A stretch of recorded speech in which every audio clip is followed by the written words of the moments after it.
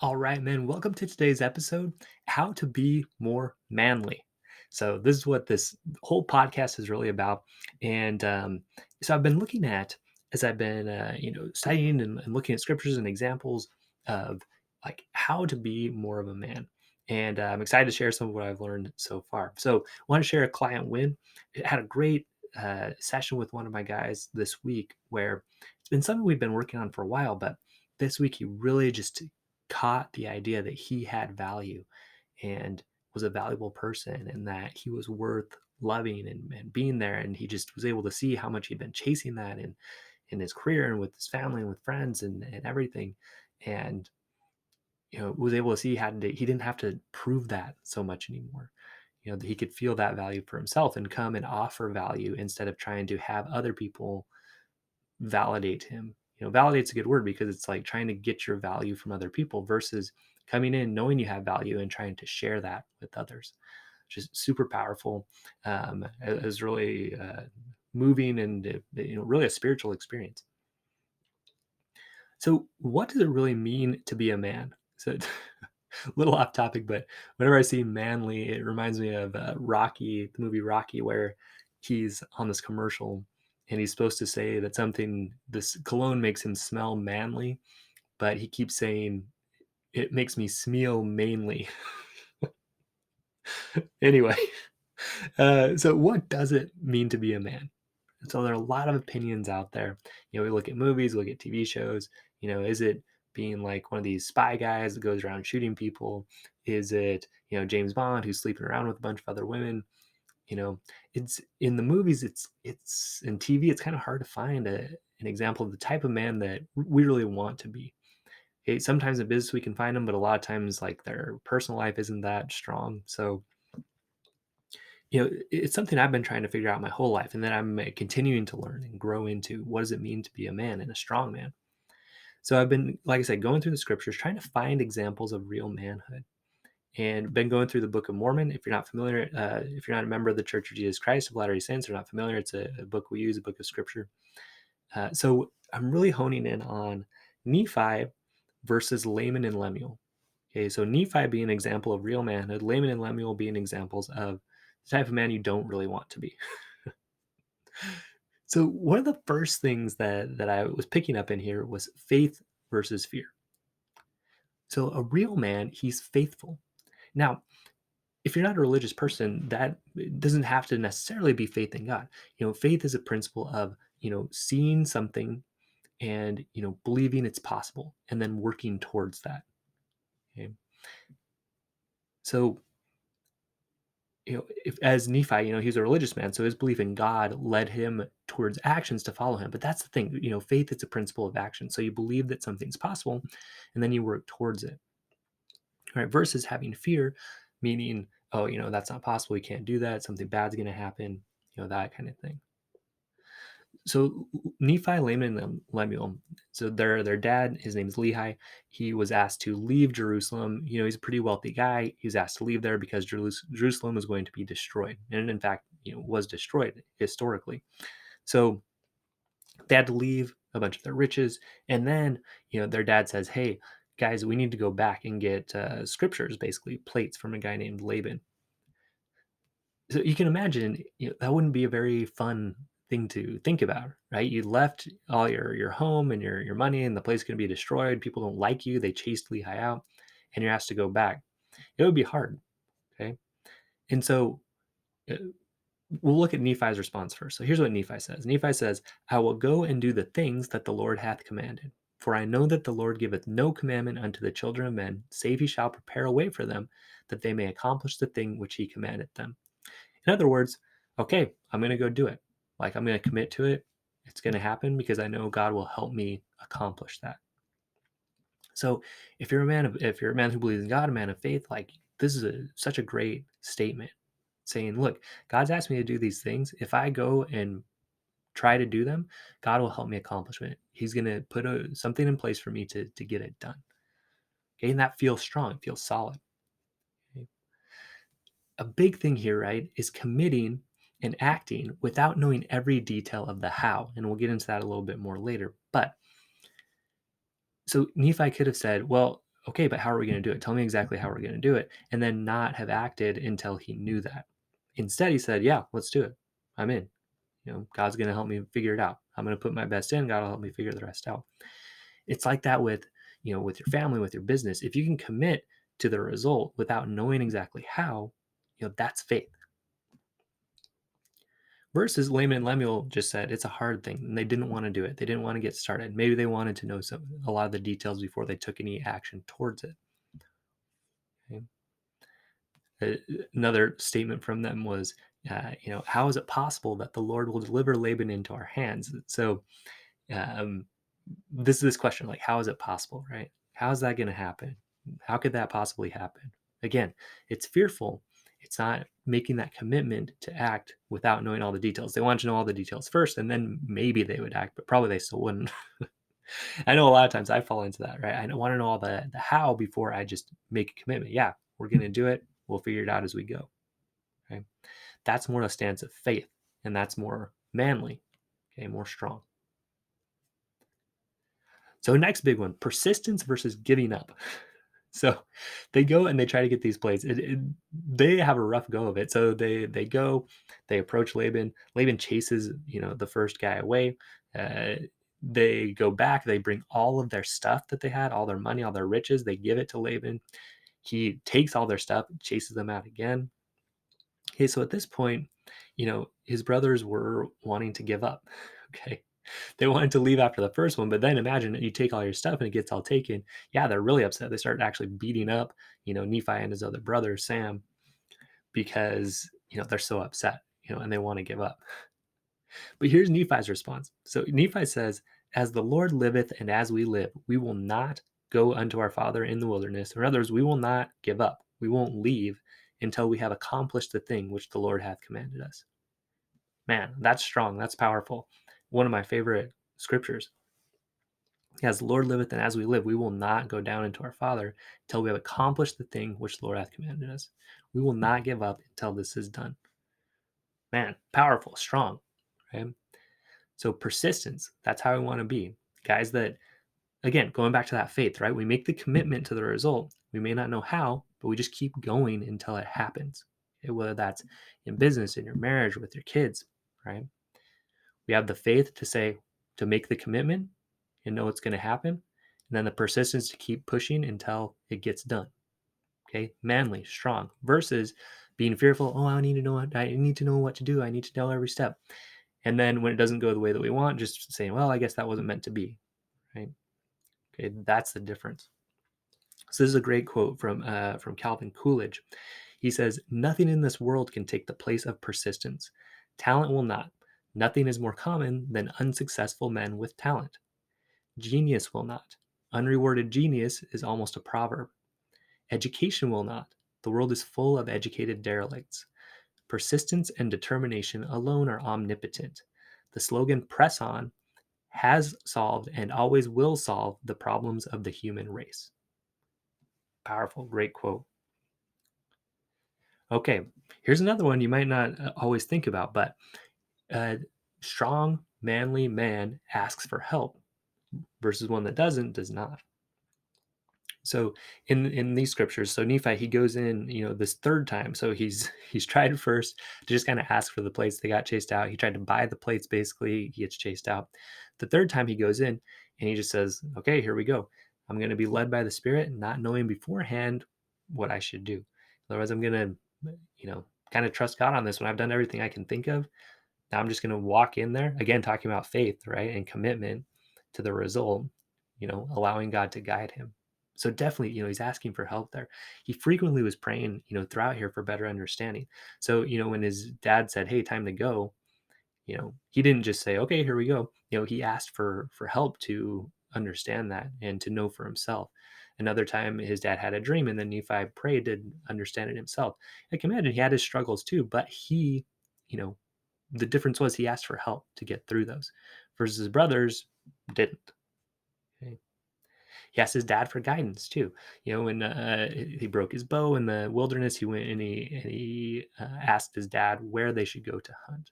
So, he was always on the lookout for people that could help him, accomplish things that he wanted to. Where Laman and Lemuel, they're never asking for help. They just don't. They assume that they already know, or they assume that the Lord or God won't help them. In one of the scriptures, they say, "The Lord makes no such thing known unto us." In other words, they didn't even want to try. Right? They didn't want to try. They didn't want to ask for help.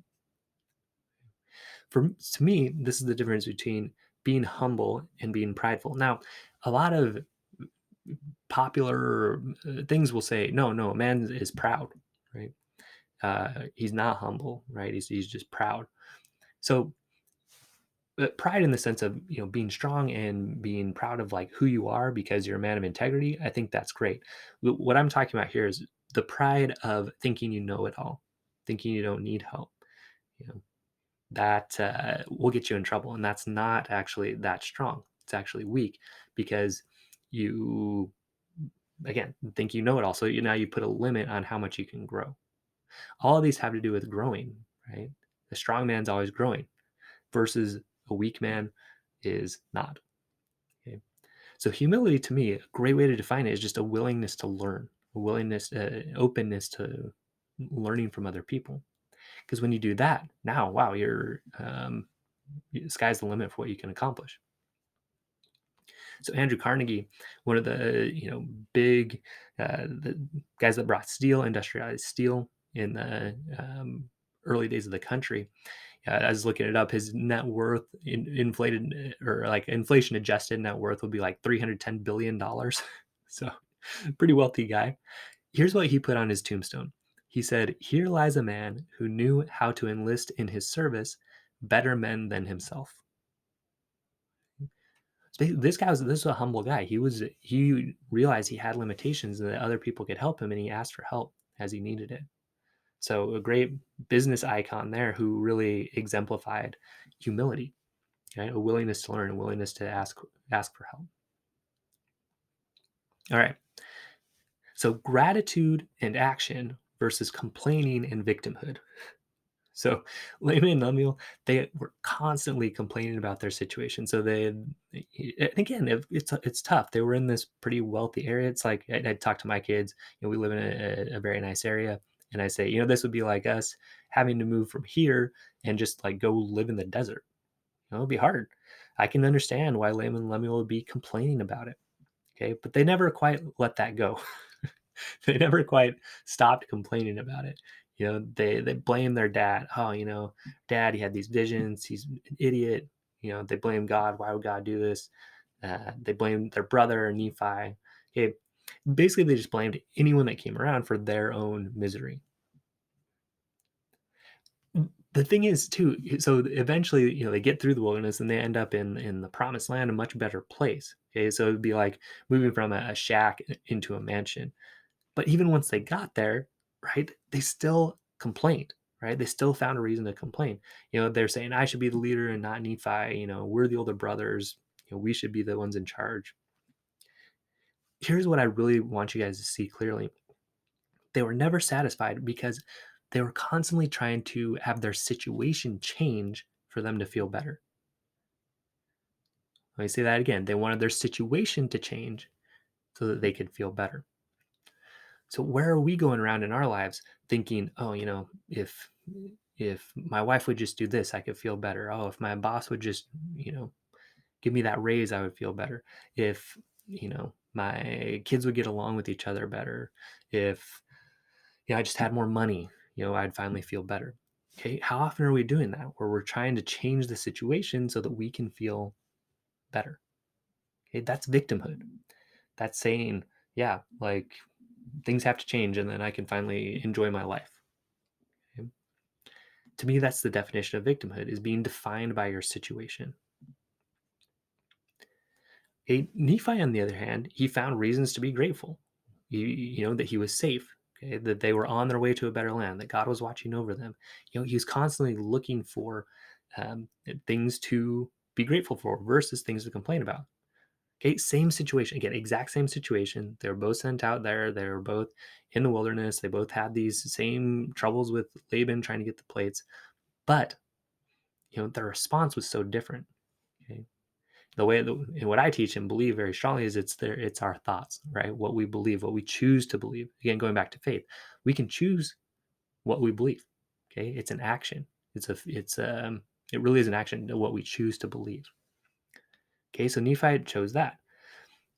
So this is one of the best examples, I think, of this, action versus victimhood mindset. So Nephi at one point gets tied up by his brothers. He gets tied up a few times, but he's tied up and he says a prayer. So if you were going to say a prayer and you were tied up, what would you maybe ask for? So a lot of us would probably ask for just the for them to be the rope to break, right? Or for a lion to come and eat Laman and Lemuel. Something like that, something that will change our situation. But what Nephi prays for is the strength to break the bonds. Okay? So in other words, he asked to change himself. He asked for strength for himself instead of asking for his situation to change. So such a good example, right? Of not a victim at all, of saying, okay, like here's the situation. How can I change myself instead of how can the situation change? Okay, powerful. See, and then he thanked God, right? So he could have been very upset, like, come on, I'm trying to do everything right here. My brother's tying me up. We're in the wilderness. Like, what's going on here? Instead, he praised God. He thanked God. Oh, yes, I'm free. Thank you for blessing me with that strength. Right? Again, gratitude versus complaining, victimhood. So as you go, if you read through it, whether you're a member of the Church of Jesus Christ of Latter-day Saints or not, it's online, the Book of Mormon, great read. This would be like the first, probably like 6 or 7. Well, if you go like all the way through First Nephi, you'll see these guys and these characters, and they're really just a good study in the type of man you want to be, which is like Lehi and Nephi, and the type of man you don't want to be, which is Laman and Lemuel. So a few other things: hardworking versus lazy. So Nephi is asked to build a ship, and he just goes to work, right? Coming back to the idea of faith. Yeah, I can do it. He didn't know all the how exactly, but he trusted God would guide him, that he could figure it out. Okay. Versus lazy. His brothers didn't want anything to do with it. In fact, they made fun of him. They said he could never do it. Okay. A student of the scriptures, or learning, right? Nephi, he was very into it. He knew the scriptures well. Versus not. Also, like Nephi, it was a builder, right? He built things, built the ship. When they got to the promised land, he was building things. Versus, his brothers were not doing any of that. They didn't try to learn. Okay. So a good man, a strong man, he's constantly on the lookout to improve himself versus, just kind of content with where he is and kind of dragging other people down. Okay, kept a record versus didn't. So Nephi, he was writing things down. He was basically journaling versus his brothers never did. A really, I think, important concept is that Nephi, he actually wasn't trying to really lead his brothers. He was just trying to follow God, but he ended up being a leader because of that. Okay, he was able to feel that strength and power and get his family to a good place because he was following God. Versus his brothers tried to take a leadership position just based on that they were the older brothers, so it should be them. Okay, so Stephen Covey calls this borrowing from position power. Okay, so in your leadership, are you just saying, well, I'm the dad, so you need to do what I say, or I'm the boss, so you need to do what I say? Or are you trying to follow a God, or if you don't believe in God, are you trying to be the best person you can be and then inviting people to come along with you? Okay, that's what a strong leader is. Or are you saying, well, I'm the boss, so you better do what I say? Okay, because that's not as strong, right? That's really a weak position. All right, guys, so summary and a manhood check for you. So faith versus fear. I want you to really think about, where am I fearful of committing to a result that I want before knowing all the how? Okay. So in work, are there places where you're doing that? You're saying, oh, maybe I want this promotion, or maybe I want to start this business, but I just don't know how yet. Versus saying, look, I'm going to do it and I'll figure it out as I go. Okay. At home with your kids, with your church calling, right? Are there places where, you want to commit to a big result and figure it out as you go, versus saying, oh, I just don't know how.